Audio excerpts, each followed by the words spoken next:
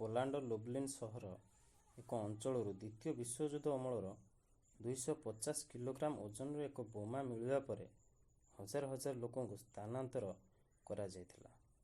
ବୋମା ମିଳିଥିବା ସ୍ଥାନଠାରୁ ଏକ ନିର୍ଦ୍ଦିଷ୍ଟ ପରିଧିରେ ରହୁଥିବା 14,000ରୁ ଅଧିକ ଲୋକଙ୍କୁ ତୁରନ୍ତ ସ୍ଥାନାନ୍ତର କରିବାକୁ ନିର୍ଦ୍ଦେଶ ଦିଆଯାଇଥିଲା।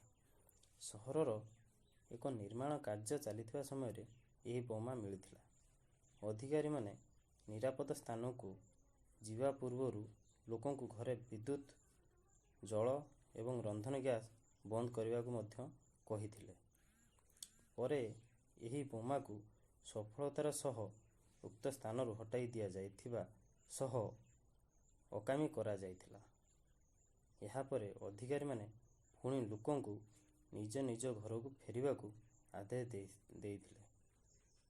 1939ରୁ 1945 ମଧ୍ୟରେ ଦ୍ୱିତୀୟ ବିଶ୍ୱଯୁଦ୍ଧ ସମୟରେ ଲୁବ୍ଲିନ୍ ଉପରେ ବହୁ ବୋମା ପକାଯାଇଥିଲା।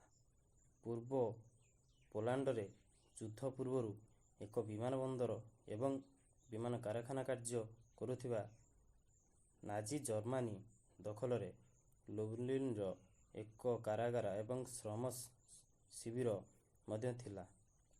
ପୋଲାଣ୍ଡରୁ ଦ୍ୱିତୀୟ ବିଶ୍ୱଯୁଦ୍ଧ ଅମଳର ବୋମା ଅନେକ ବାର ମିଳିଛି।